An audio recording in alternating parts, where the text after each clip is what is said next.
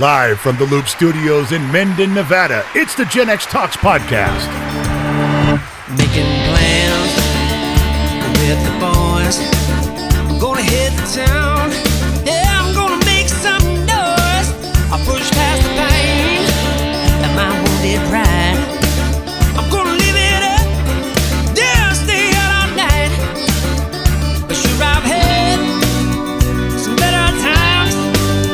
And I can't count all the tears I cried. And maybe down my list. Yeah, but the blues to me just fine. I'm not doing Well, don't. It looks like we are recording now. Looks like everything is moving in the direction. Well, let's see what's going on here. It looks like the pod track is moving up and down. Streamlabs, for lack of a better terminology, moving side to side. And the butt broadcast using this tool looks like it's not in the red. It looks like we are really zoomed in on your face. Wow. I mean, like by a lot. That's wow. Good Lord. All right, let me back up here. Just it's really zoomed in on you. Why are you turning away? Because I don't want it that close. All right, that's a little better. Now we're cooking with Pam. Oh, hi. There she is. There she is. I don't know why I was doing that. It just zoomed in and stayed in. And broadcasting from the Loop Studios in Minden, Nevada, it is Thursday, April 2nd, 10 a.m. Los Angeles time. We're settled in. I haven't talked to you all morning. No. Well, briefly. Yeah, when I yelled at you about the bananas, which I think is bullshit, by the way. There's nothing bullshit about Okay, it. listen, first, I have breakfast. You fixed us both breakfast. Thank you very much. It was delicious. I mentioned I was still hungry. I'm going to go grab some food. You come in here with 2 bananas and go, have these bananas. There you go. Now, I don't want the bananas. But you're going to eat the bananas. Right, because you're very clear on, eat the bananas. Yeah. Let's see how you feel. This will probably be enough. Right. So I'm thinking, as a guy, I have to power through these stupid bananas to get to what's next. So I eat the bananas, and I'm like, okay, I ate your stupid bananas. I'm still hungry. And what's next? And you're like, nothing. Nothing. You're fine. You've had breakfast and 2 bananas. You're you know good. what? If you want more breakfast, go do a lap around the neighborhood. Whoa! I don't have to dance for my food. I didn't say dance. That's I what said it walk. sounds like. You're making me perform. Yes, I am. I think I've been bamboozled. I've been bamboozled before, and this is what it feels like. Go burn some calories. Here's your bananas. You can have more after your bananas. Just kidding. You're full. I'm not full. The bananas did not do the trick. Quit looking at me like you're full. And the one that really pisses me off is when you walk out of the room going, I'll see you at lunch. I don't get that. I don't, just frustrating beyond all Then you words. go in the kitchen and make yourself something. I was on my way to the kitchen. You stopped me and said, have 2 bananas. Pretty much. God, fucking bless it. Just get over it, man. I'm still hungry. A big guy like me does not survive on a couple of eggs and a couple bananas. You're fine. I get... You sound like my mother. You're good. Shut up. You're fine. Go outside and play. You're not hungry. Yeah, go outside and you play. come back in, I'm going to have chores for you to do. Isn't that the damn truth? So you want to tell everyone who woke you up at 3:30 in the morning the other day? No. I'd not really. Okay, that's the end of that question. Let's move on. Yeah, 3:30 in the morning. It was quite rude. Well, I maybe mean, a little bit. I got woke up at 3:30 in the morning. well, it was rude for me. I was sleeping. It was. That's true.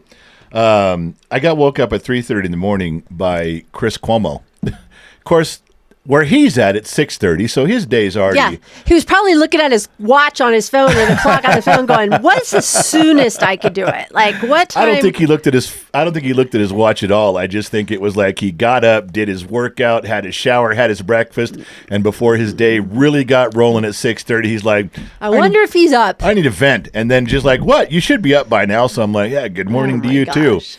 Yeah, it turned out to be That's a little too deep for the morning too. He got into some serious he subjects. went deep into Trump and Iran and was probing me with questions. Probing you. Yeah, he was He trying probed you through the phone? Okay. All right. Why does everything have to be dirty with you? Well, I'm just saying, Why can does we use a everything different word? He was contemplating deep thoughts. I don't know how to say it. I will tell you that it felt like you had a big brother who wanted to pick a fight. Oh. That's what it felt like. Like he wanted to start an argument. Was he poking at you? No, because you'll think that's sexual. So no probing, no There poking. was no sexual at all. You said probing. But you're going to say something. You always do. You can't not say it. I will tell you that this was... How about provoking? Provoking. It was very provoking. What's the best way to describe this? When you think someone's trying to start an argument or they're trying to maybe instigate a little fight or something, and he doesn't do that necessarily, but I just felt that was the way the conversation was headed, and I caught on to that pretty quick. So when he would say something like, well, why is Trump doing this in Iran, and what's he hoping to accomplish? Well, if I answer that, if I come back and say, well, he's hoping to do this, and it seems he's doing this for this reason, then he jumps on you and buries you because he's ready to answer what you're about to say. Right. It's like he leads you down a path, and this, not just Chris, everyone does this, but I felt that he's a trained broadcast professional. And he has a little earpiece in his ear with 20 people helping him argue. You know, it's almost not fair. So when he starts down that road, I kind of caught on early that's what he was doing. So I didn't answer. I gave answers like, well, we'll see. Well, this is wrong, and this is wrong, and that's a lie, and this is bad. It's like, well, I don't know. Maybe there's some stuff we don't know. Well, we don't know everything going on. And I just kept telling him my point of view, not agreeing with him, but I kept pulling back. I just didn't go down those roads of conversations where I felt like there was an avalanche going to hit me if I went down any of those roads. I don't know what made me think of that with him. Normally we talk about stuff all the way to the nth degree, you know. Right. At 3:30 in the morning, I was just pulling back a little bit. That conversation. You know what? Danny H. summed up this phone call just perfectly. Great. A phone call at 3:30 is called a booty call. That's not what that is. Yeah, it was. How would Danny H. communicate with you? He's in the Discord room right now. Is that where you are? All of you listening on GenX Talk, listening to the GenX Talks podcast on the radio, KGXT Radio. If you're listening to it live, it is a little bit after 10 o'clock, April 2nd. And in our Discord server, discord.gg/GenX Talks, just chat rooms, just old school chat rooms. You can find one called the KGXT room, and that's where everybody's hanging out right now. The Queen's Court has arrived. There's quite a few in there. All right. Usual suspects. I'm just telling you that I didn't go down the road of conversation. I didn't fall into any traps. We just, he also used a word. I forgot. You told me what it was, and I can't remember. Word, and I told him, I said, now I got to go look up that word. I'd never heard of this word before. But he was categorizing my argument as... It was a big word. It was a big word. $12 word. It was it was a $12 word. And I told him, now I got to go look up what you just said. He goes, why? Because I don't know what that word means. And I can't argue with you if I don't know what the word means. I'd stop, go look up the word and come back and, okay, now we can continue. So, yeah, that's how that went. But we got through about a 45-minute back and forth, a 45-minute exchange. I think he said he wants me to go back on his show, and I would like to interview him, not politically. I don't want to interview him. I'd like to interview him like we do all of our interviews, just like, hey, how'd you get where you're at I think today? that would be awesome. I think it would be too. I would be awesome. I'm sure he'd do it. So we had a Bottom of the Glass Nation show on Saturday night, and then Sunday we decided, we had to. Yeah. We headed back to California, back to Bakersfield. To the land of bake. We had some business to take care of over there. Yeah. So we roll into town and roll up to the hotel. Husband goes to the desk, gets our keys. We're struggling up the stairs, elevator with all our shit. And he keeps telling me the room is 201. Why would I say that? I don't know. So I go to 201. Because that's what Candace told me at the front desk. She goes, 201. All right. And 201. So we go to 201 and the housekeeping's there, still cleaning the room. Yeah. I walk in, look around. They were shooing me back out of the room. They were telling you they weren't even close to being done. Then I thought, my husband, why would he mess this up? So I looked down at the key. Yeah. And the key says room 200. She said 201. Why would I make that up? The key said 200. I never looked at the key because she said the room number out loud. Right. She hands me the keys and goes, "You're in 201." Then why did she write 200? I don't know. I don't know, but that's not what she said. I never even looked at the key. She said 201. I'm the one apologizing to hospitality going, "I'm really sorry. We're sorry for barging in." But no, you just turn around and walk away. You're the one that made the mistake. Then my phone rings because she had Candace at the front desk had my phone, and she's like, "Where are you?" I was like, "I'm going to my room." She goes, "What room are you at?" I said, "Well, I'm walking over to 200 right now." And then she's like, "You were at 201. I was like, "How did she know it was at 201? Because the hospitality called. They said they were going to call the front desk. And say what? That we were trying to get in and the room wasn't ready. But we already moved on. We got past that. Why are they ratting me out? Why my gosh. Why are they calling telling on me? So, yeah, I'm the one that had to apologize for him again. She said I don't care what you guys say. She said 201. It was 201. So there we go. But the key said 200. I didn't look at the key because I didn't Obviously. Okay. Obviously. So we get with you and Mary M had driven up. Mary M took some time off from work and she drove up to the land of Bake also. And you guys wanted to go to the bar, wanted to go to Tahoe Joe's at the bar and get some dinner, this was another ploy. I didn't figure out till later. Yeah. We didn't ploy nothing. Yes, you did. No, we didn't. For 3 days. You guys kept saying, "Hey, let's buy Mary M some dinner and drinks. It's her birthday." The next day for lunch, let's buy her some lunch. It's her birthday. Sounds good. The next good. day for dinner and drinks, let's buy her. It's her birthday. Sounds good. How long does her birthday last? All month long. And guess what? It still wasn't any of those days. It was still the day after. We got home and you said, "By the way, today's her actual birthday." Right. Well, then what the hell? Get ready, because when June comes, that's going to be my whole month. The whole month of June is my birthday. You got to stop that nonsense. No, I don't You think so. strung that out for like 3 or 4 days. I kept thinking, well, okay, it's her birthday. I'm down with that. I'm good with that. I'll participate. It was 3 days down there and 1 day here. Oh, brother. That was the longest labor delivery ever recorded in mankind. How would you know? Because nothing takes that. Babies don't take 4 days to show up. That's bullshit. Not if you men are birthing them. Oh, for God's sake. So, Good God. we did go to the bar the first night. I got to tell you. You were floored. I'm floored. Yeah. I was out of my element. Mary and I were laughing hysterically. I could not figure out what happened. We're sitting there. We've been in the bar for about 10 minutes. It's so cool. We got our usual table from when we used to live down there. Right. Got our usual table, so we're in the corner. There's one corner with a round table in Tahoe Joe's bar, and that's where we sat. And I sit in the same spot every time. Just sat down, got a couple drinks, thinking appetizer was coming. I mean, just getting the lay of the land. Yeah, we weren't there very long. 10 minutes. He must have watched us walk in. And this old guy, and I'm talking Sun Valley Fox. No, older. Ain't got nothing on this guy. This guy had to have been about 5 or 8 years older than the Sun Valley Fox. Yeah. So he had to adjust his pacemaker to get up and walk across the floor. He had to up his heart rate just to get there. This old boy comes walking across. It's a crowded bar. There's a lot of people He there. was not intimidated by you at all. This is what bothers me. This is our concern, dude. Okay? So this guy walks up to us and walks right up to the round table, talks to you and Mary M. Totally ignored you. Ignores me and goes, "Hello, ladies. How you guys doing this evening? What's with bringing the old guy?" And points to me.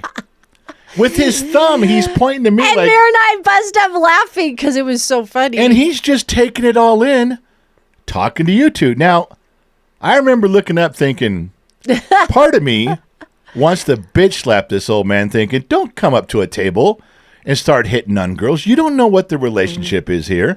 You don't know if these are my sisters or they're both my girlfriends. You don't know. You could be getting in the middle of something. He didn't know. He didn't care. He did not care.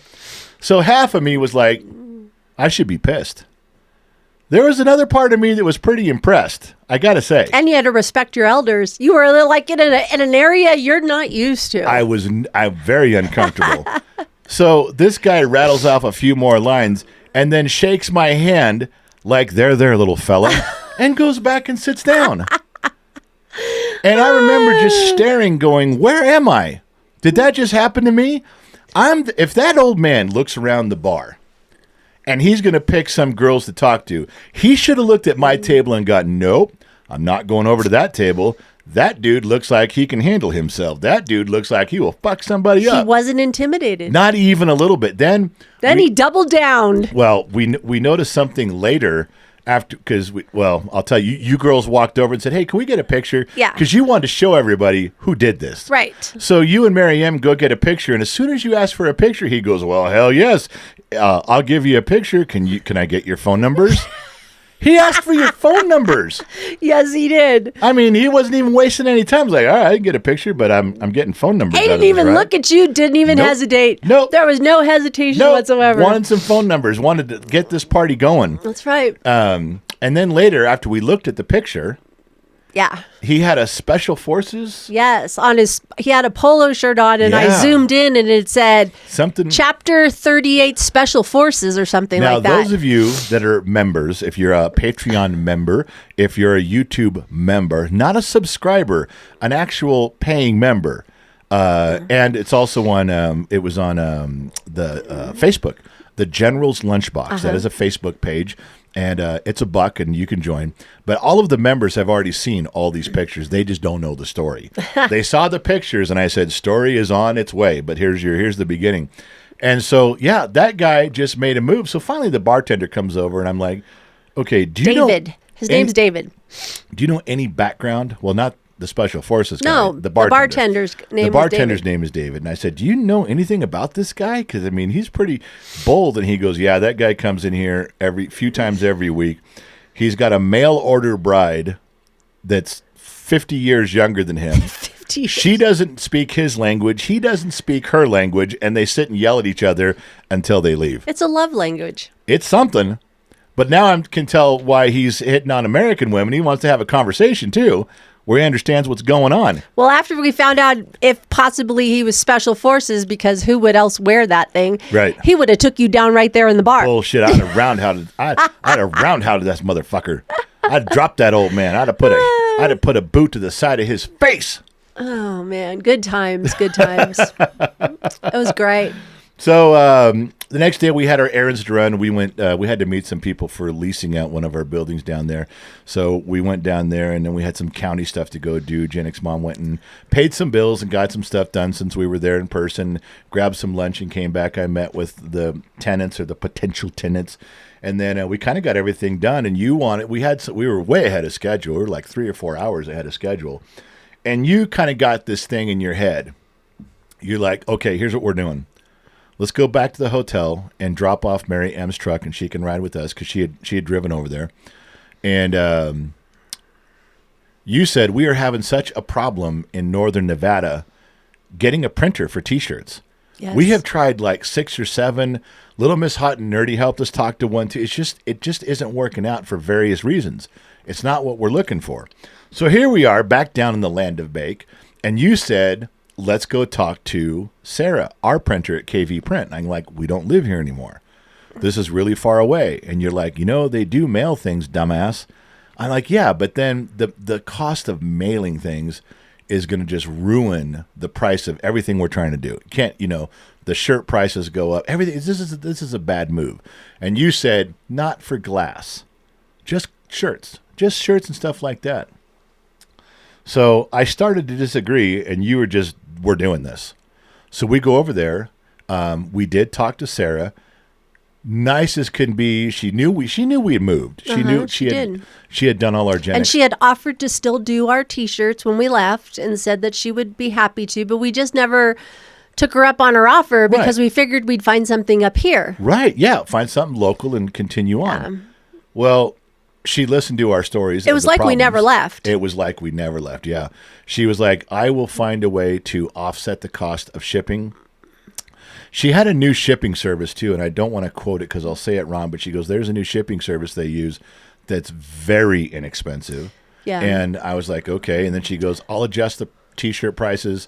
We'll get you back going, which is going to be good because, like, if you talk to Hello Rob has probably one of every shirt or a lot of our shirts that we've gotten over time.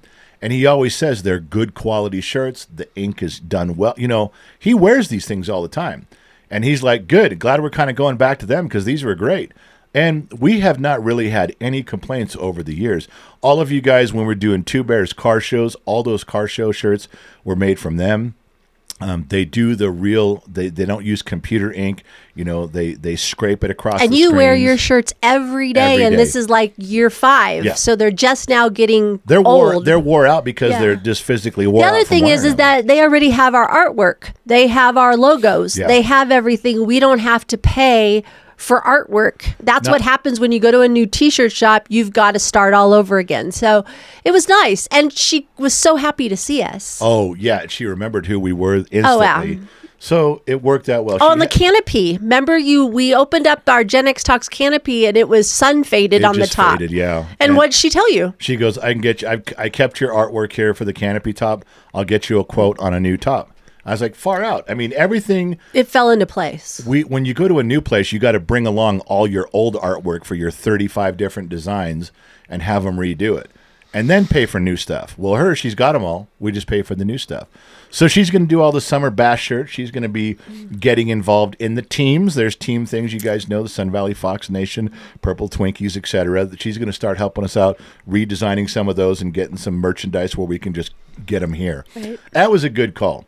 And then after that, once we got everything done there, you wanted to go to Applebee's and get with our daughter Jade, her boyfriend Jevin. So Yep. kind of having an early lunch there, spent a couple hours with them. We didn't want to hang out in the hotel room. No. And Mary didn't want to hang out in the hotel room. No. So we went to Applebee's. We did. Okay. And Jevin, you guys always ask for an update on Jade. Jevin was cool. He was more interactive. He was laughing. He was talking. It was a very good time. Daughter Jade was beautiful as ever. And she was also... And she took advantage of Dad's wallet. Yeah, she did do that. Even at the end, I was giving her like $100 for all the stuff she mails us because we get stuff down there that she remails back to us. And then I hand her the $100 bill in the parking lot and say, hey, thanks for, I know I never reimburse you for all the mailing costs. This will cover it, plus some. And then you chime in and go, I pay her each time and I pay Jevin each time. Yeah. I tried to get my $100 back. Hell no. That ain't happening. I told her to run. She's like, thanks, Dad. Take that money and run, girl. So she double dipped there a little bit, but Well so deserved. after Applebee's, and we had a regular bartender. He remembered who we were at Applebee's. Aaron. Aaron, yeah, been a while for Applebee's. He was shocked when we walked in. He couldn't believe it. Yeah, he's Yeah. like, where have you been? He knows we moved, but it's been a while. Yeah. So if you guys are ever at Applebee's on the west side of Bakersfield on Ming in the marketplace, go say hello to Aaron. He knows us really well. And so then where'd you guys want to go after Applebee's? Back over to Tahoe I Bar. wanted to go see if the old man was there. So did Mare. We were like, we want to go see if he's still there. We want to go have a talk with him. I agree. See if he'll triple dip. So we get there, don't see the old man, and we're in there for a little bit. Again, we just ate kind of a lunch, so just grabbing a drink. Although you girls wanted your desserts again, your cheesecake things. You guys love that, or whatever that is over there. I don't even remember what it is. And there's 3 guys, big, huge, burly construction guys at the bar facing us, and they keep eyeballing us. Yes. Like, a lot. I'm like, oh, man, this is... And I'm looking going, yeah, he's pulling his... I'm trying to be conversating with you, but going, he's pulling his phone out. He's sharing his phone. I'm thinking they're coming over here to rough me up and take you girls away. I'm thinking I got to fight these 3 guys because they're going to take the 2 girls I'm with and run away. I got to do something about this. So the big one came over. The big one, yeah. The Sasquatch. The big one comes over and just sits down next to me. He goes, I got to ask you a question. I almost jumped in and said, no, the women aren't for sale, And he goes, are you that guy from GenX Talks? And I said, yeah. He goes, I knew it. My name's Moose. We went, what was that again? He goes, my name's Moose. I go, what's your real name? He goes, they've been calling me that since I was 5. I'm Moose. I said, yeah, you were probably born 3 feet tall. Pretty close. So he goes back to his buddies, and we took some pictures. And again, all the pictures of Applebee's, all the pictures of bars. If you guys are members, you guys saw them. I posted them all yesterday. So there was this one guy behind the pillar at the bar that Mary and I couldn't see. No, he kept peeking out, but you couldn't get a good look. But we couldn't get a good look because it was like he kept looking behind it, looking. Yeah. I'm like, what does this guy look like? Have no idea. And then, so what does my BFF do? I'll be right back. So Mare goes walking over and says, was it you or Mare? I did. Oh, you she did kept first. saying, I want to know what Mary goes, I want to know what he looks like. He's cute. I want to know what he looks like. I wish he'd come from behind that post. He's sitting behind that pillar. I just can't see him. Like, all right, fuck it. So I walk over and say, hey, man, one of the girls over here thinks you're cute, thinks you're hot, but she can't see you. So he leans out and gives the big thumbs up and the smile. Hey! Oh, so cute. Yes. Yeah, I just went over and said, could you lean out here where they can get a picture of you? Because you're kind of hiding behind here. Oh, I know why she walked over there, because you forgot his name. Oh, yeah. Then you guys got mad. You go, oh, that was so nice of you to get a picture. What's his name? I go, I don't know. Well, did he tell you? Yeah, he told me. And before we finished our conversation, Mare goes She over goes there. back over there and she goes, dumbass, forgot your name. And his name was Greg. Was that what it was? Or was it? Yeah, Meryl confirmed his Or name was Craig? Greg. Craig? Greg. Greg. So we don't know the middle Still guy. Greg. We know Moose and Greg. Yes. We don't know the middle guy's name. We don't. It doesn't matter. Yeah. Well, you were partial to the big guy. She was partial to Greg behind the post, and the old man was partial to both of you, and that's how our evening went. With Greg had a cool beard. Did he? Yeah, he did. I didn't notice. I'm not in the habit of noticing other men's beards. You know. So I will tell you something I learned. With, you learned something on our trip? Mary M, when she was on her 12th Beer? Coors Light. I don't know. It was a long afternoon. And they were tall beers. They weren't cans. These were stout. And she rambles about people she's interested in. So I can say one name for sure. Okay. She just kept talking about Spot and Stock. On and on and on. And then 10 minutes later, we're talking about something. She goes, oh, and brings back Spot and Stock. I don't know what she's... Wait, who did she mention? Papa Smurf? Nope, did not mention him. Mike Did Perkins? not mention Mike. Nope.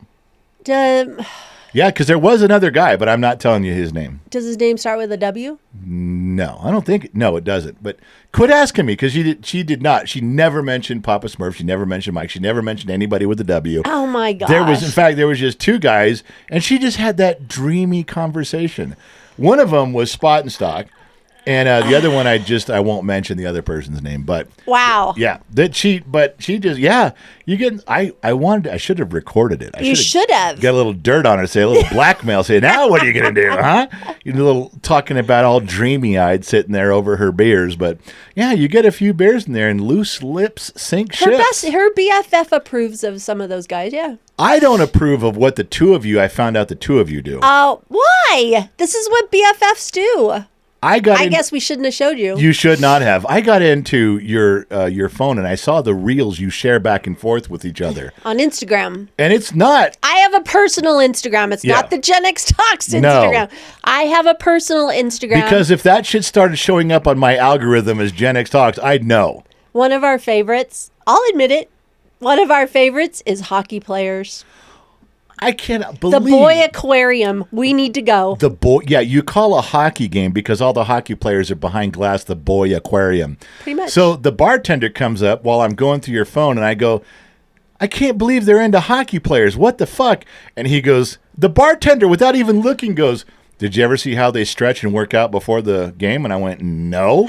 There it was. That's like the next reel that came up was all the exercises they do. That and you guys have a thing for firemen and towels. I'm not sure what that's all about, but that's a thing. Hey, we brighten each other's day. Clearly. It's well worth it. Clearly you do. So, yeah. Learned a little bit about both of you. Learned a little more about Mary M, and then on we went. And you guys got your desserts and your cheesecake. You know what should have tipped me off that I was getting bamboozled about spending money on her birthday, 12 meals in a row? You never had anybody sing happy birthday once. No candle, no cupcake. That you'd think that would have tipped me off. It's like, hey, we should do that. Just letting you guys know. I learned a lot about all of you. You know what I don't know, though? I was thinking about this because of all these men hitting on you in the bar. What if I died? Would you I don't know if you'd remarry, but would you date like a gold digger? Would you be a gold digger? Would you go after What did I say about the old guy that hit on us? I said I don't know if I could be offended or not, because instead of younger guys coming up hitting on me and buying me drinks, I've got a guy like 15, 20 years older. Oh, and he thinks he's shooting for the fences with a younger girl. And you asked me then, Oh, would that's you right. Would you date an older guy like that? I said I'd have to see his financials. So I guess that's a gold digger. That's right, you did. I forgot about that. You're like, I know you and Mary M were like, well, you're holding your glass of wine going, I don't know. I'd have to see his bank account first. I could pull that off. I'm just saying. I could date a rich guy for a little while. You know, how close is he to kicking the bucket? That's what you should ask for. First, you should check their financials. Then you need to see their medical history. How close to dying are they? Is there anything? That determines if I marry him or not. Yeah, you need to because there's, if it's going to be another 20 years before he dies, I don't have to get married. No, you don't. But if he's dying soon, sometimes being the girlfriend's worth it more than being married. I would agree. I know. I could spend the money now, and who cares later? Girlfriends are expensive. Exactly. Wives, not so much. Girlfriends, heavy. I was just saying, if you'd be the gold. What about you? What? Would you date a woman who was a gold digger, like going after me? Yeah. No. Mainly because I couldn't support it, but that's not. I would. There's a lot of. I'm thinking you caught me off. I would not date a gold digging woman. I would date a silver digging woman. What does that mean? Like if there was a woman who walked up and says, "Oh, I heard your Camry's paid off. That's hot." If she wants to shoot for middle class, I'm there. And she's like, how do you know? She might be interested in my Camry being paid off. She might want to see my Star Wars collection. There's the nerd in you. You see, there's some things that are. I can handle a silver digger, not a gold digger, but a silver digger. Yeah, we can go to Vegas. We're just staying at the Super 8. Not the gold nugget, the silver nugget. No, the silver nugget. What's the silver nugget? Well, they call it Motel 6. It's right. Come on, you're gonna like it. Okay, so would you date a girl, and I'm being honest. All right, be honest. Would you date a girl 20 years younger than you? Seriously? I would not. Why is that? Why? I don't think that honestly, being serious, I don't think a girl, let's see, I'm 58, so she'd be 38. I probably still wouldn't, but if you went any younger than 35, 34, there's no way I would, because I don't think they would be genuinely interested in me. I think it would be a fling, or it would wear off, or I would get older and they'd leave. I just don't think that would be a match, and I would not be interested in. I don't want to have a relationship that I know is going to end badly, and I don't know. I wouldn't do it. What if it wasn't a relationship? What if it was just dating? Yeah. Like just for dinner and sex? Yeah. Still no? Nah, I don't. 5 years ago, that would have been an easy answer. Yeah. 5 years ago? Yeah. We were still married 5 years ago. No, if you'd asked me this question 5 years ago, I'm not talking about, we're married now. You asked me the question, we're married now. I'm just saying that 5 years ago. You said things were different 5 years ago. What was so different 5 years ago? My brain. You're turning this into something it's not. That's what you're doing. You're the one. Okay. You're turning it into something it's not. Go ahead. 5 years ago? 5 years ago, my attitude would have been different had you asked me that question 5 years ago. So your attitude would have went, yeah, baby. And here's your Uber money. Leave in the morning. Don't come back. Wow. Yeah. But I'm not like that right now. I don't feel that way. How do you feel? I love you. And you laugh. Yes, I love you very much. See, look in my eyes, a deep admiration for you. Just remember, just a few more weeks and it's contract negotiation. I know, I can't believe we're already in contract month. You better watch it. That's all I'm saying. You better watch it. You haven't signed the contract the last 2 seasons. That's right. Free agent. You're not a free agent. You can't say that. I'm not under a contract, so I am free agent. That just means the terms haven't been worked out. But that's really not a free agent. You're still a Dodger. Then I guess you better prorate my pay, baby. You're still a Dodger. You still wear the uniform. It's just we haven't negotiated salary yet. You're still 5th in the batting order. Come on. And if you negotiate, you're going to have to prorate that back 2 years. All right, never mind. No, I'm not dating a gold digger. No, I'm not dating a silver digger. I'm not dating any diggers. Are you too old for that? I'm so old I might date the grave digger if she's a chick. We're going to pick a digger. Oh, my gosh. You got to be kidding me. Oh, hey, there was on the way home. We came up, if anybody knows in California, we came up the east side of the Sierras on 395 up through near Death Valley, that direction. And there's this sign, and I went, I've never seen that before. It was one of the reader board signs that you programmed, like, hey, alert. Yeah. This is an alert. And there was more than one. Yes, and it said deer migration. Yeah. Beware. Be careful. Beware. Be careful. Be on the lookout. Deer migration. Yes. Now, I've never seen that before. And most of this road is in the desert. Yeah. I got to be honest. I've never seen a herd of deer running across Death Valley. Maybe some buffalo, some bison. Wouldn't be shocked if I saw a few camels. Deer? Yeah, I'd think that'd be a weird thing. And this is on the 395. Let's back up and tell them why we chose that way. Yeah, we woke up, what was this, Tuesday morning? Tuesday, and it was cloudy and overcast in Bakersfield. And this is going to play into another story coming, so pay attention. Yeah, so I was like, oh, there's a storm coming. Yeah. Now, a storm down in Southern California or Central California is a little different than northern area, but you have to be aware because either way we got to go either up over the mountains or we got to go through the pass. We have to go through one of three passes. You can go 395 up over Mammoth, you can go 88 up over Kit Carson area, or you can go the 80 and drop right down in Truckee and Reno. Those are the three ways that we get here. Yes. So I looked at the weather and it said it was going to be snowing on the pass come about 3-4 o'clock in the afternoon. On the 88. I was going to take the 88. On the 88. And that goes up to about 9,000 feet at the peak to come over. So we were a little... Well, so I decided, okay, if that storm... We can't beat that storm. We can't get over the 88 quick enough. But before that storm moves further in and south, maybe we can get up over Mammoth. So we thought we'll sneak over to Tehachapi, race up the 395, and try to sneak over that before that gets snowed in, if it does. It's just planning, and we always plan stuff like that. What time of day are we going to hit the top of the pass? Hopefully it's between like noon and 3, so it's the warmest part of the day. If you have a chance at keeping it warm up there and not icing up.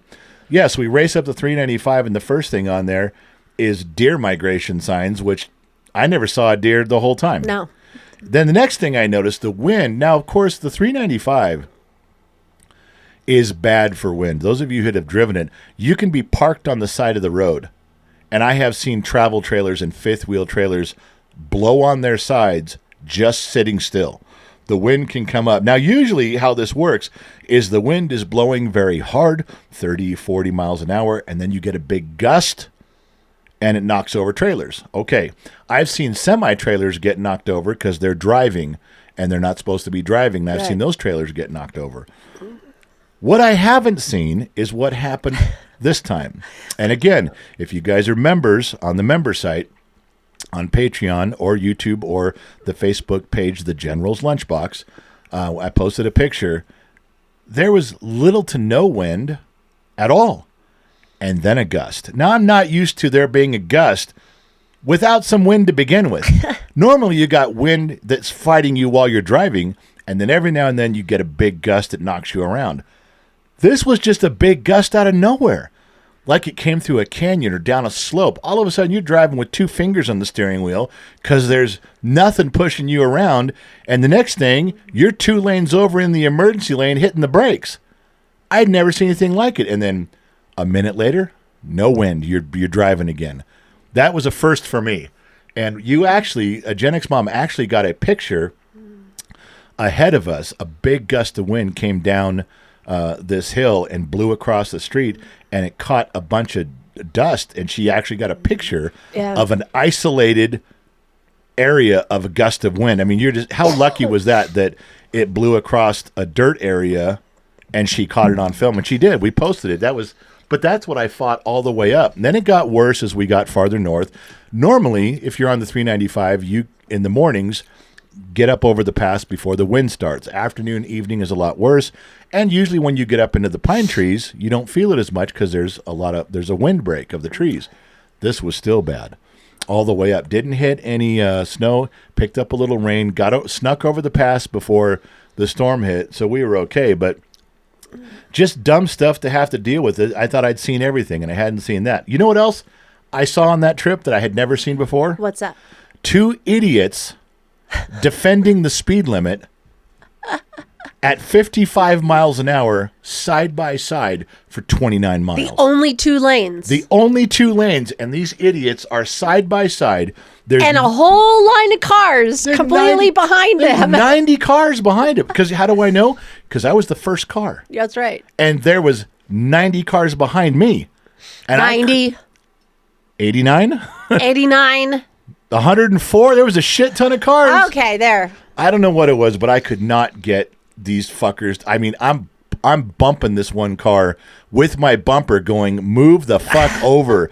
And this dude is just not going for it. Do you know what the slow lane means? Move it. They were defending the speed limit. I know. He was yelling out his window, the speed limit's 55, asshole, and I'm doing 55, so fuck you. He put it on speed control or whatever that cruise is. Control and put his headphones on. And that was it. I am not moving. 29 miles of these assholes. It was passing each other Grey Poupon or something because they were window to window the whole fucking time. God damn it. But I had to tell you to slow down because when you got that ticket, we were coming up to that hill where you dropped down. I'm like, you better slow down. Yeah. Well, after we got around the guys, I was trying to make up time. So, yeah, you're like, slow down. At least bring it under 100, would you? Because CHP, California Highway Patrol, takes no prisoners. No, they take prisoners. They go after people, especially if you got a Nevada plate. They're like, fuck you, foreigner, and you're going.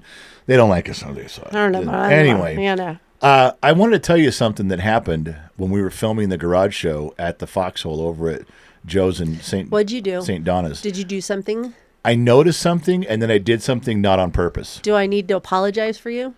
I don't think they noticed it, so I'm going to let it go. Except they'll be listening, and now they know. They're not listening. I texted them this morning, and they didn't respond. So they're going to hear it. They're not in town. But they'll hear it. They won't hear it. If they don't catch it live, they have to pay a couple bucks, and they're too cheap to do that. Donna's not, but St. Donna's not. But Sun Valley Fox, he will not pay to listen to us talk. Yep. He squeaks when he walks. I know. Okay. We were right before we started filming the show. I had to go to the bathroom, so I went inside, and you walk through her laundry room. Correct. And her washing machine was going. Yes. It sounded like a Cylon from Battlestar Galactica. Oh, God. Do you know what that sound nerd. is? You know the red light that goes across? Wow, wow, wow, wow. Battlestar Galactica. Cylons approaching. The thing that goes across. I can't make the noise. All right, nerd. Well, whatever that was the noise. I stopped dead in my tracks, and I'm like, whoa, that's a Cylon. Did you feel like you were there? I felt like if I closed my eyes, I felt like there was a Cylon in the laundry room. It was a dead ringer for that Cylon sound that the red light goes across. Okay. And so I come to my senses, open my eyes, going to go walk to the bathroom, and the floor scratched when I walked. Yeah, I had a rock in my shoe. Oh, good God. I know. I took one step and I'm like, oh. So I'm trying to find the rock in my boot. I can't find the rock, but it's there because I can hear it scratching their hardwood floor. Good job. As I walk. Did you mark it up? I don't think so. I only did it once and I knew what it was because I could feel it. I could feel it when I stepped. I could hear the scratch. So I picked up my boot and I hopped on one foot all the way in my boots, all the way to the bathroom. Went to the bathroom. You hopped? And then I hopped all the way back. Wait, you hopped? I did, but I fell. I fell into her washer and dryer because as I'm hopping, Zelly thinks I'm trying to play. And Zelly is their dog. I was not trying to play. I kept telling her, you got to move, Zelly, move, stop. And as I'm hopping, she's like, oh, you want to jump? We can jump. And so she gets in my way. And the last hop I did, she was pawing at me, jumped up and pawed at me, and I Where's fell. a camera when I need it? Why would you want to film that? That's horrible. Gold. What? That's gold. That is not. No. First of all, I want proof that you hopped. I did hop. Because that's pretty awesome. I had to hop because I didn't want to scratch the floor. And then when I get out to the garage, I just kept dragging my boot, trying to get the rock to pop out of my boot. So if I had to go back in, I'm just telling you, it was an odd thing. I'm very conscious. I'm a courteous bathroom goer. I don't want to scratch the hardwood floor. And I could feel it. I knew what was going on. There was something there. Oh, my goodness. You know what's happening right now when they do? Listen, St. Donna's going to run to the laundry room, get down on her hands and knees and start looking for a scratch on that floor. You tell me she's going to. And my brother's the one that put it in, so you're in deep trouble. He can put in another plank. If I scratched one plank, he can put in another plank. Oh, yeah, just what he wants to do. But as soon as I heard it, I stopped. That's what you do. I didn't mark up the whole hallway. I stopped. And I hopped. I did the right thing. I'm a courteous hopper. Don't forget that. You're a courteous hopper. There's your new T-shirt. I'm a courteous hopper. I'm a courteous hopper, along with I'm a silver digger. I'm a silver digging one leg hopper, and we should get a washing machine. We should get Taz will make that. Taz will make a washing machine that has the red bar like a Cylon. Wow, wow, wow. That'll be the Cylon washing machine. Good God. I'm just telling you that's what happened. So My I made goodness. it okay. I got something. I want to stop and do something with you real quick here. Uh-oh. I want to see how good you are. And I'm not. I know. You'll probably fail, and then I'll feel bad. I will. Do you know how military planes have nicknames? Yes. Okay. I'm just gonna pick like 5. I'm gonna pick Out of 5. my element, Donnie. This is your element. You're Not anymore. I don't read up on military planes so anymore. I'll pick old ones. Okay. All right. See, I'm now a mother of 9. You're not a mother of 9. I am not a child. You need to quit telling people that. You didn't raise 9 kids. Yeah, I'm still raising one. I can't even get him to leave the nest. Okay. I'm a grown ass man. Are you now? Yeah. Okay. The A-10 Thunderbolt is called that airplane.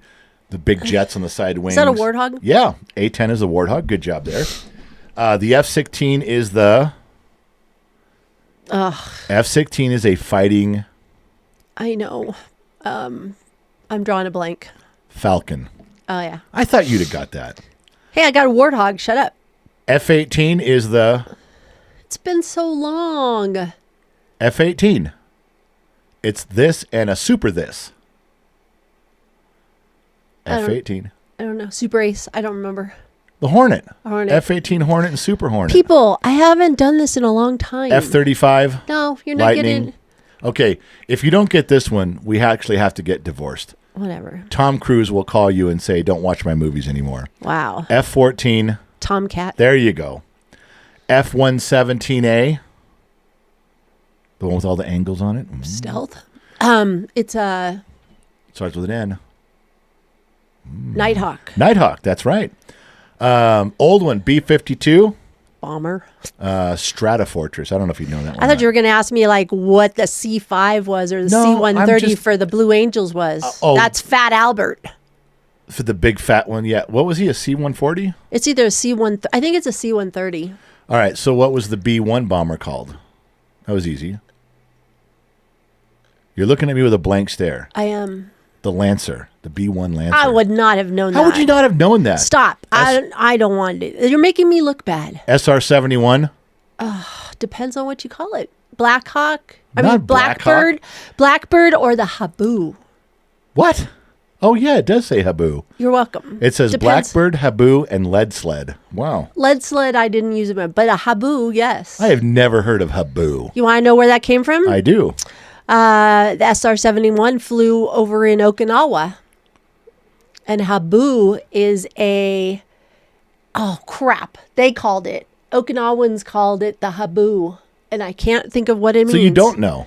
I just went blank on it again. But it is the Habu or the Blackbird. The C-130 is the... Fat Albert. Hercules. It's the Hercules. F-4 is a Phantom. P-38, old one from World War II, is a Lightning. That's about all there was, because I don't want to go anymore. I don't like you. I figured you'd know those. I wasn't trying to make you I look haven't bad. done that in years. So what? You got like 3 out of 10. That was what... That's terrible. My dad really used to quiz me when we went to the air shows, and I haven't been to an air show in quite some time. So you're saying if I took you to air shows, then you'd know what's going on? I would probably refresh my memory. So we got to give a Briggs update. And No, we don't have to. Okay. He doesn't talk to his mother anymore. No, okay, then I will give a There Briggs you go. update. His lazy factor is still a big factor in his life. And I have not been able to cure him of this.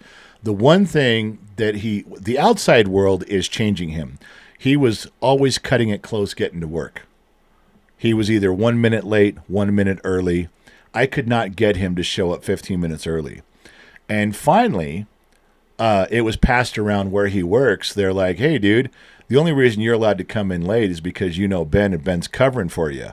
And I told him, I go, that's going to end up being a problem for Ben because it's going to look like he's showing favoritism when he's not. And I go, you're going to put him in a situation just because you're so lazy, you won't get to work early. And he realized that. He goes, Ben is going to get me in trouble. I'm going to get in trouble for this. So he started going to work early. Good. We got past that one. But when I tell him, hey, your mother and I are leaving for the evening, please dump the trash, feed the dogs, and take the trash out. 8:30 at night, none of it's done. Dogs are still sitting there waiting to be fed. Trash isn't done. And he's falling asleep. I have to call and wake him up and go, hey, what are you doing? Oh, yeah, I was just going to go do it. No, he wasn't. He puts stuff off and he forgets because those things aren't important to him. Now, the reason I'm bringing this up is because it is something that I'm still working on with him, and he absolutely puts everything off. He never just goes and does something right when you tell him. I told him to unload some stuff out of his truck. 9 o'clock at night, he still hasn't done it. You know what he tells me? I'll do it in the morning before I go to work. Which we know that won't happen. I said, I thought you were going to get gas tonight. I'll get gas on my way in the morning. This is also after he's been in Georgia for a week. He didn't even start his truck to make sure after his truck sitting a week that it would start. I go, you need to start your truck and make sure it starts. It's been sitting for a week. Go fill it up with gas tonight. Take the stuff out of the back of it tonight. No, he's going to do it all in the morning. He'll wake up extra early and do it in the morning, and then he doesn't.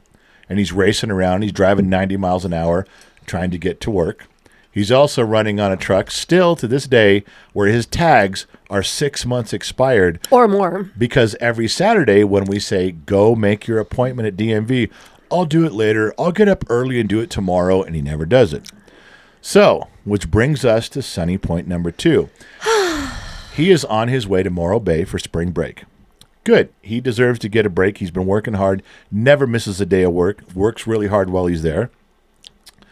So I think you texted him and said, hey, the passes look like they may have some storms coming in.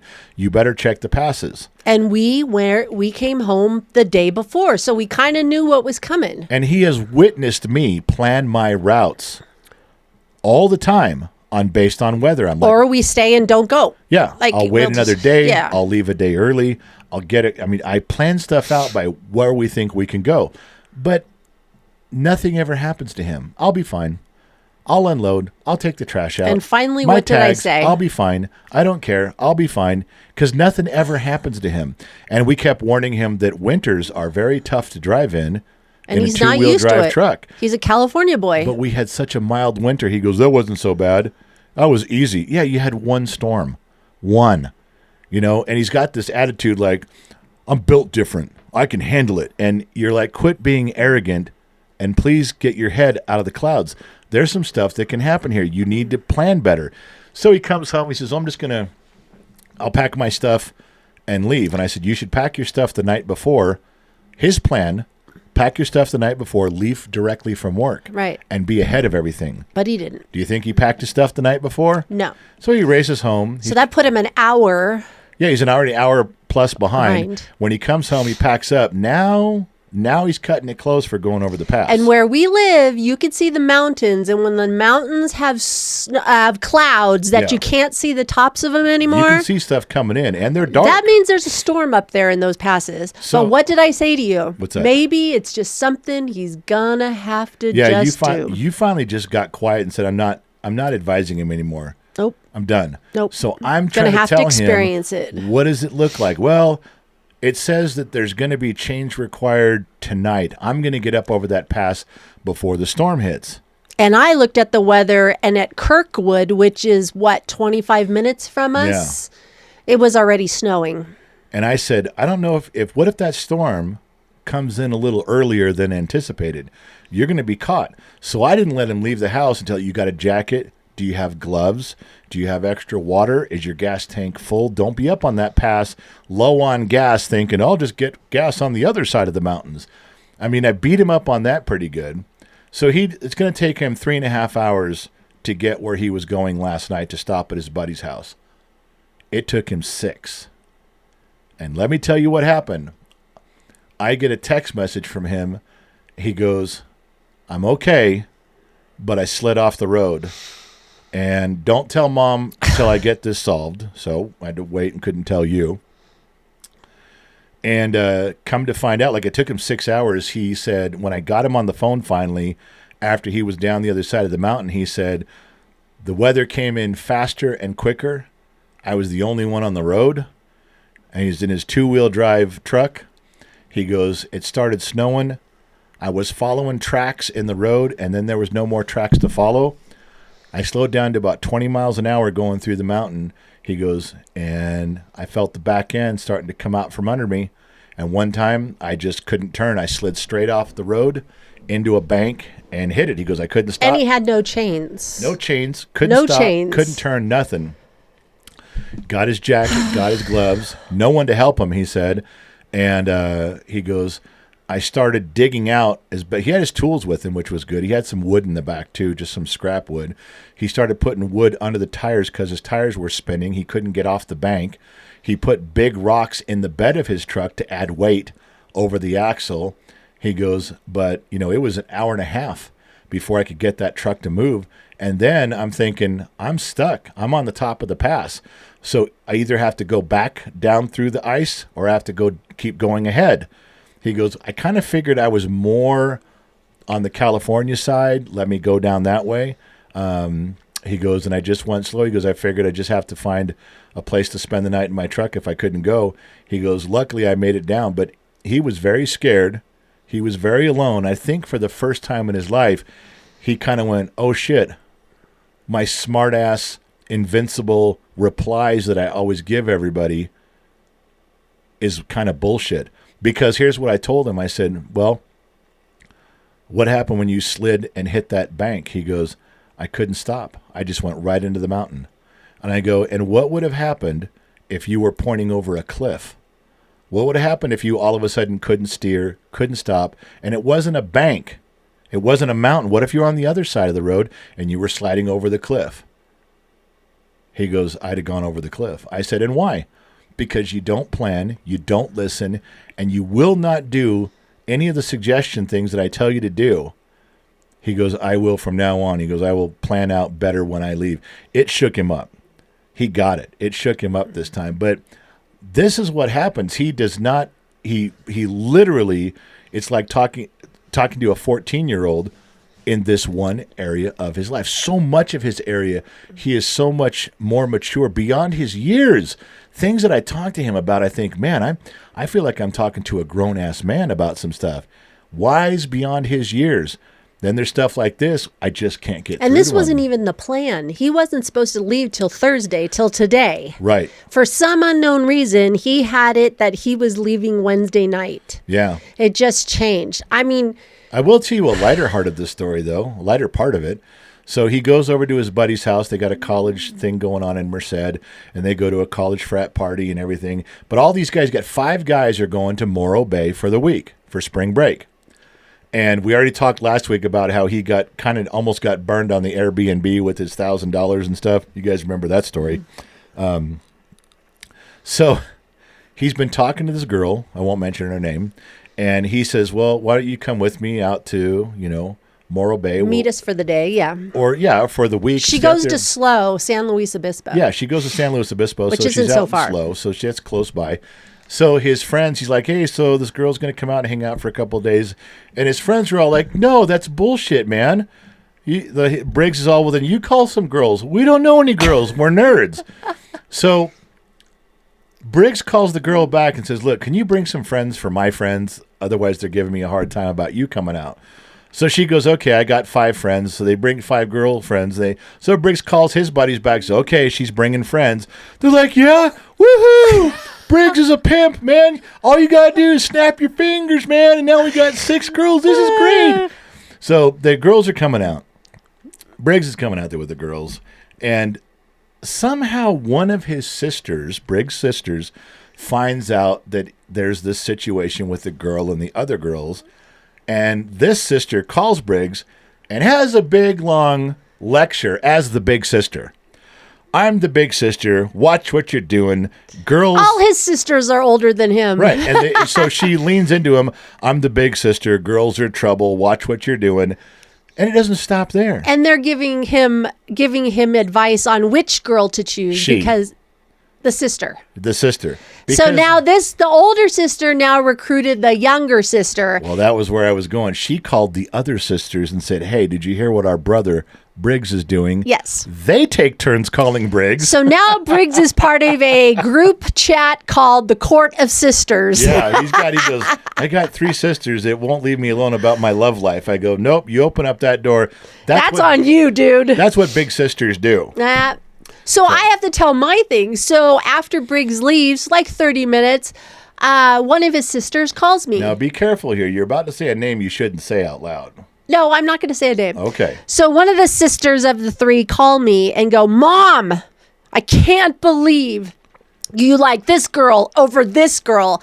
I'm like, 30 minutes ago, I didn't even know there were 2 girls. That's right. You didn't even know that one girl existed until about half an hour ago. And yes. She's lecturing you going, how are you letting this happen? I'm getting in trouble by my daughter because I'm choosing this other girl. And I'm like, I didn't even know there were 2 girls. So back that truck up, sister. I said, don't you get on the phone and lecture me, woman. So she backed up a little bit. Well, Briggs comes to you with all of these stories and the girls, and you have a conversation. His sisters call him and pry this information out and give him an opinion. Yes. He walks by me and goes, hey, Dad, me and my buddies are going to Morro Bay. I found a chick, but they won't let the chick come till she brings other chicks. So she's got 5 chicks, so there's 6 of us, and we're going to meet in Morro Bay. And all I said was, cool. See you when you get back. That was my input.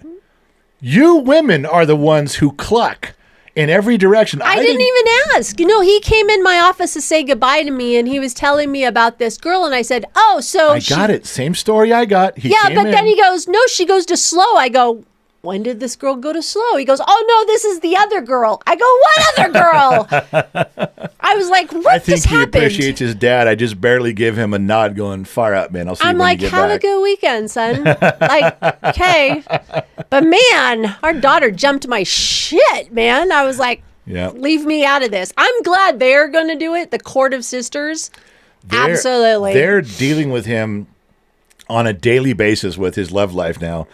I just had to sink into. Now, we did talk about what to do with his bad registration in California. Go back into your parking spots, so they don't see your rear license plate. Try to back into the parking spots. That may help. And he's like, well, there's a couple of areas that aren't really good. They may steal my truck. I go, pull your fuel pump fuse. He goes, why don't I just disconnect the battery? I said, because if you pull the fuel pump fuse, the truck won't start. They can't steal it, but the alarm will still go off. If you kill the battery, the alarm won't go off till they plug the battery in. I go, just pull the fuel. So he is asking like, okay, bad things can happen to me. I'm not invincible. What should I be doing here? I'm like, well, glad you asked. Back your truck in, you idiot, because you don't have your tags. Pull your fuel pump fuse and carry on. Briggs was the designated driver last night for all of his buddies that went to the frat party. Said he had a good time, and he's on his way today. So, they are on their way. They didn't get trashed last night at the frat party? Well, he's driving. He may be driving guys that are passed out. Oh, okay. He's not, though, because he doesn't drink. So he's like, yeah, we can go. he was up early talking to me this morning. He was ready to go. Well, if he wasn't drinking, yeah. Speaking of complicated relationships, I saw something I wanted to share with you that was this woman calls in to a house cleaning company. Woman calls in. A woman calls in. She goes, I just got our credit card bill, and you have been taking care of our house. And they're like, this company's like, yeah, I'm like Mary Maids. It wasn't Mary Maids, but it was somebody like that. She goes, well, why is there an extra charge on here called the bikini service? And she goes, because you can pay like $80 extra, and all of our girls show up in bikinis, and they clean your house. Wow. And she goes, you should be ashamed of yourself that you do that, and you should be ashamed that you charge that. And she's like, your husband called us and said, can we do the bikini service? And we showed up in bikinis and we vacuumed the house. Nobody kissed him. Nobody touched him. Nobody had sex. They just had the bikini service. This woman called up berating them that they should not be doing this, that shouldn't be allowed. And she's like, all you have to do is not order the service and we'll show up in regular clothes. If you're worried about this, Take it up with your husband. take it up with your husband. Yeah. So, yeah, I just thought that Hey, was well, funny. Well, good for him. They weren't even trying to hide it on the bill. They didn't have to write bikini service on the bill. Extra service? Yeah. I don't even know how you'd put that on there that it wouldn't be suspicious. Well, why couldn't you just call it the B service or something? So the B service. I'm just saying they didn't have to use the word bikini on the credit card statement.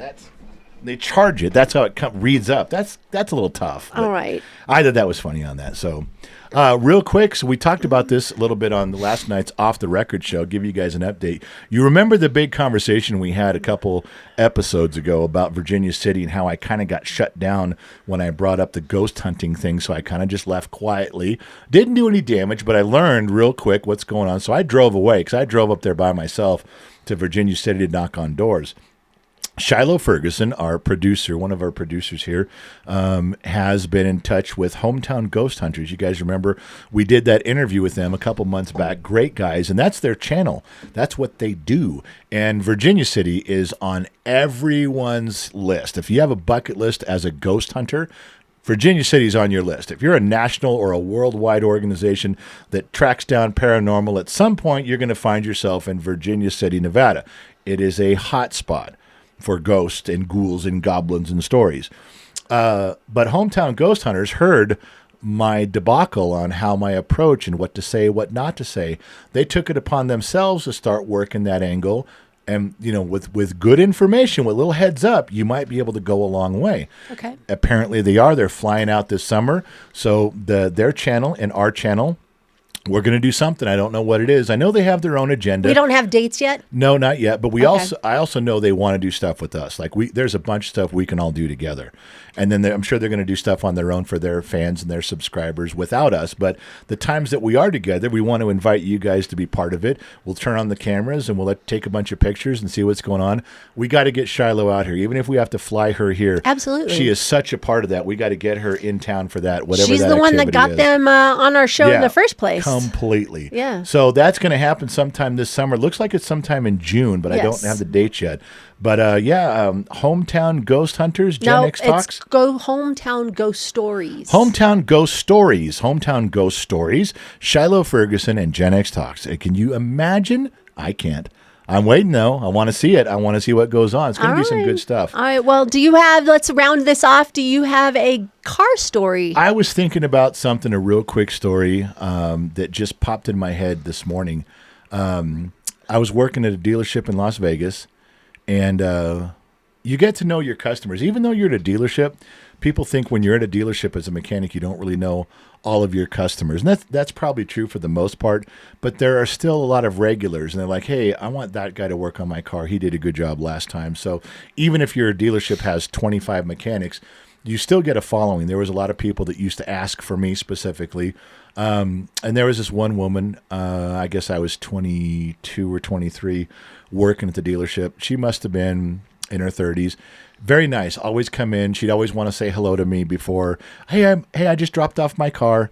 Can you have it done by tonight? And I said, well, yeah, just get the service right. Oh, no, I already checked it in. I just want to say hello. And then she'd leave. And I knew her pretty well, I guess. And one of the jobs had to do when your shifter was not in the column, when you automatic transmission, and you shift from park, reverse, neutral, and drive on your center console. It was like a car that had a center console. So those won't shift if your foot's not on the brake. Right. So you start the engine, put your foot on the brake, and then you can pull that shift lever from park to reverse to neutral. When you put your foot on the brake, a little motor pulls a pin. Yeah. Now you can move it freely. When you put it back in park and you let your foot off the brake, the pin goes back in so a child can't move the shift lever. But a lot of times people would spill Cokes or something or coffees down there, and those little motors and pins would get sticky. They get covered in soda or they get covered in coffee, and they'd get sticky, and they're not very strong motors, and they wouldn't pull the pin. So when she comes in and says, oh, in the mornings it won't move, but in the afternoons it will, I can move the shifter, I kind of already know what it is, because in the afternoon when it gets hot, the sticky Coke or sticky coffee residue loosens up. and then the pin moves. So I say, okay, I know what that probably is. I'll go in and clean it up. And a lot of times you just take them apart and clean them and put them back together. But you have to pull the center console out to get to all of it. So I pull the shifter out, the center console out, and there's all kinds of stuff. The e-brake, I'm getting everything out of the way. I pull the pin out, and I find an earring.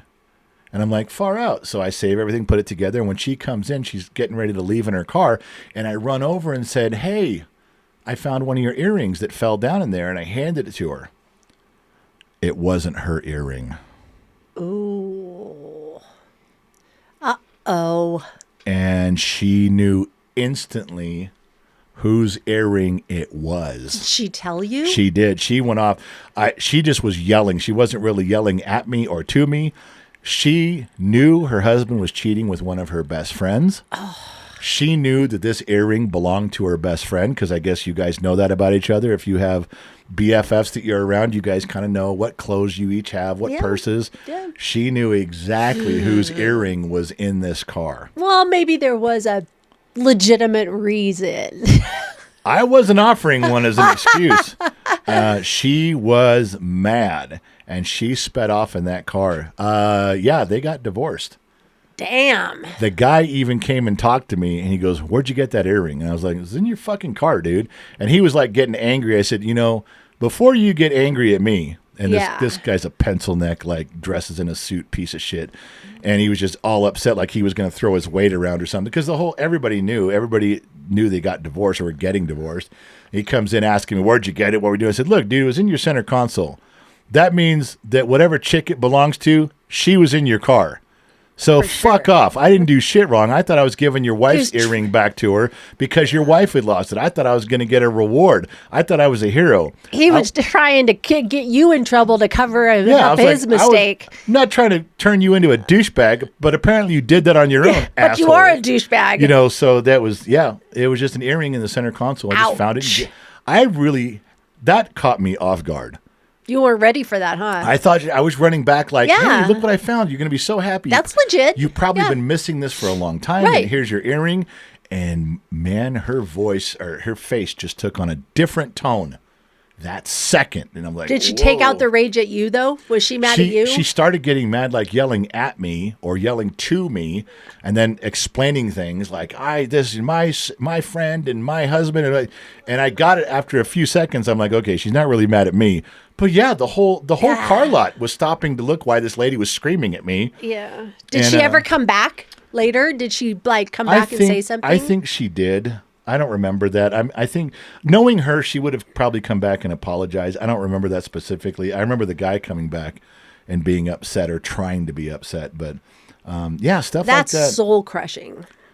Yeah. For her. Well, it's almost like, looking back on it, it's almost like she put all the pieces together.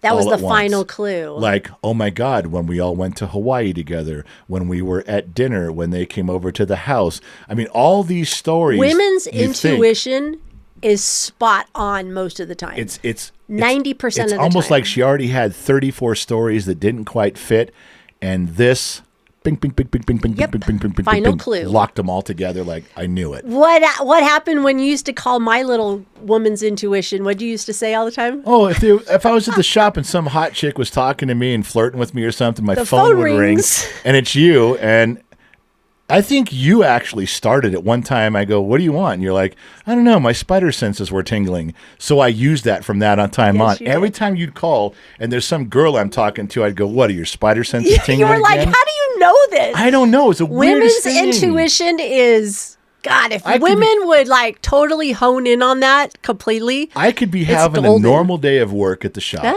Cars and guys and stuff going on. If some girl comes by in a halter top selling burritos, on a bicycle. Yeah, you wish. That was a dream, huh? No, that happened on that street. You would call as they're rolling up. I'm like, how do you even know they're here? Yeah, well, you never know. It was the most uncanny thing. Now that you work from home, spider senses are down. Yeah, I don't have to worry about that as much. I don't have as much going on. Nope. Well, anyway, so there you go. Now you got your car story in too. So. Okay, cool. Got your Briggs update. You got the stuff. Tell everybody what we're up against. We have so many interviews, and so much stuff we're doing. We got a busy month coming up. Yeah, next week there may be some programming changes. We're not sure at the moment. You'll have to check the website because we are expected to be in Idaho Thursday evening for the GenX Takeover Tour. We were invited to, we have comp tickets to go see the show in Boise, Idaho on Thursday evening. We really want to go. And I think there's more to it than that. I think so too. Well, you'll have to wait and see. Maybe it's with Slim Sherry, the veteran dad bod. You guys know. Go look up GenX. The Professor. Go look up GenX Takeover Comedy Tour. And they called us to interview one of them, which is weird because they don't need us to be, they don't need us to be like, hey, the producer reached out to us. Yeah, it's not like, hey, can we be on your show to help us along? They're beyond where we are. So they don't need us, but they're doing the interview. They invited us up to hang with them a little bit and see their show. And you've been talking, as in texting or communicating with Slim Sherry for years. I mean, it's been like a couple years. It's been a while since we've never met in person. No, I've never met her, but she absolutely took my phone calls a few times and talked. She's very gracious, very nice. Helped me out. We've talked about collaborating, but we never did it. But so I don't know what's going on, but I'm kind of thinking maybe there may be they might be sizing me up a little bit. I don't know. I could be completely wrong on that. Either way, I'm going to go. I want to go see it anyway. If it's just going up and seeing the show and doing the interview, I do that. But they're a nice group of people up there, and I would love to hang out with them for a little bit and just get some pictures. So that is supposed to happen on Thursday night. So please check. We might have some programming changes for sure. We're going to have to drive up there. So Thursday will be tough. Then we've got a bunch of interviews scheduled. I got to head back down to the Land of Bake probably next Monday and Tuesday. There's all sorts of stuff happening this month, so you guys need to be aware. But you also know what that means. All the behind-the-scenes stuff, you guys get to see all the member sites. You get all the behind-the-scenes pictures. Only if you're a paid member. Got to be a member. Patreon, General's Lunchbox on Facebook, or a YouTube member. Not a subscriber. Got to be the real deal here on that. Yes. Also, if you guys are enjoying these podcasts, share it with someone. Give them a link to one of the older ones, the one from last week or the week before. Remember, the one you're listening to right now is live on KGXT Radio on April 2nd. If you're listening to this 10 days from now on a rerun, guess what? You got it for free. All the paying members get it soon. Get it first. We have one big interview that's happening for those of you that know about Eric Shore's book that he put out about the 80s music. Yeah. The General here, my husband, I am getting together Eric Shores, Will Padilla, and one other gentleman that have written in the book, that wrote a song. They're all getting together to discuss the book. That will be happening this month, which will release later. It was nice because when Eric Shores wrote that book and he asked certain people to contribute to the book, then different interviews from people who contributed went well. And I made a suggestion, hey, why don't we get 3 or 4 of us all on the same interview and let's talk about how we all came together on the book. That's what she's talking about. I got one more RSVP to go, and then we can book that event. Yeah, the other thing is you will be interviewing John Wellington, who is the dad bod veteran. If you have seen his things, that interview is coming. Also, for those of you that know, in Nevada, there is a nation... It's this guy who's claimed sovereignty. He's not part of Nevada. He's not part of the United States. He has his own flag. He has his own currency. He's named himself General and President. He's an independent country. Here in Nevada, we will be touring that nation, and I say that loosely. Yeah. It has its own post office, so we are going to be touring there. I looked into him somebody asked him, well, how do you pay your taxes to the United States? You got to pay taxes. And he goes, well, I don't really pay taxes. Those are loans I've given to that country. They're contributions I've given to that country. It's kind of like governments loan other governments money. Yes. I thought I could help out the United States. That's how he pays his taxes. Yes. Also, the end of the month is the Sun Valley Fox's birthday. We will be celebrating. Also, in the middle of the month, if you listen to our live streams, we will be having Moderator Appreciation Night. Do you want to tell people what that is? That is the dumbest thing ever. No, it's not. Why did you pull a permit? Why do you have to have a permit? For the Sun Valley Fox's birthday, did you pull a permit? Why? Do we need one? You cannot light that many candles without a forest fire permit. You have to have a permit. I have the fire department on standby. You have to. You got to have a permit for a fire that big in town. So April 18th on our Saturday night Bottom of the Glass show, we will be having moderator appreciation night. So do I get the night off then if it's all moderators? No. What? That's when we talk about your wonderful moderators on every platform that you watch us live. Facebook, not We've Instagram. got one Facebook. moderator that's cool. One. But don't tell them who it is. One. Don't We're tell one. them who it is.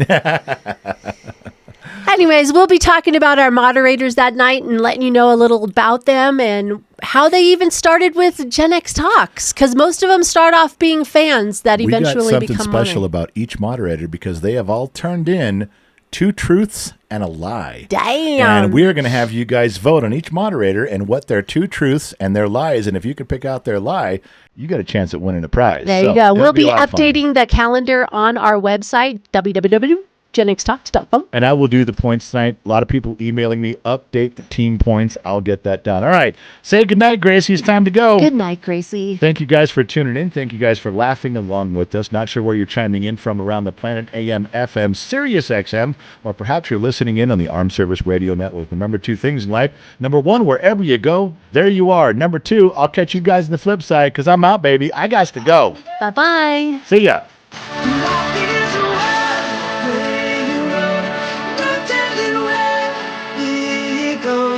Nobody really knows, and it doesn't really matter now. Now we talking ourselves, everybody's real, no less. This could be our last dance.